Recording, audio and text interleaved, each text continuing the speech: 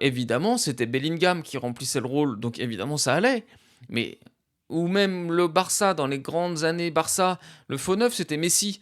Donc le faux neuf marche très bien, à condition d'avoir un joueur très bon.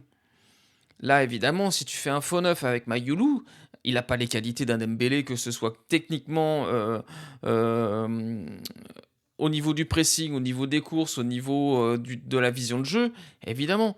Donc là, c'était très compliqué. Kvara essayait de faire des choses, mais encore une fois, c'est très compliqué. La première mi-temps a vraiment été très, très dure devant, hein. Moi, j'ai vraiment trouvé que ça centrait pas, ça provoquait pas. Moi, c'est la percussion.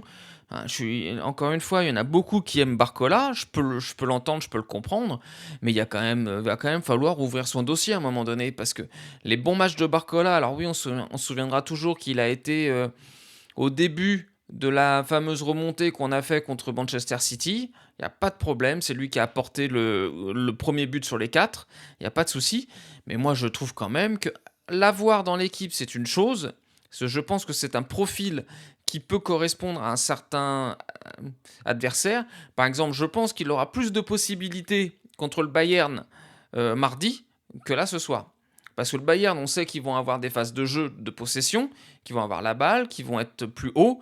Donc évidemment, un Barcola sur ce style-là, c'est complètement normal, puisque là, il va pouvoir prendre de la vitesse dans le dos de la défense et être très intéressant.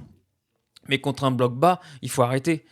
Mettez Kang-in Lee sur un bloc bas, sincèrement, je préfère. Sincèrement, je préfère. Hakimi et Nuno Mendes, ils ont fait tout ce qu'ils ont pu. On sent que Nuno Mendes avait les jambes un peu lourdes à la fin du match. Bon, il y a eu plein de choses très très positives. En deuxième mi-temps, évidemment, Luis Enrique a recadré tout ça.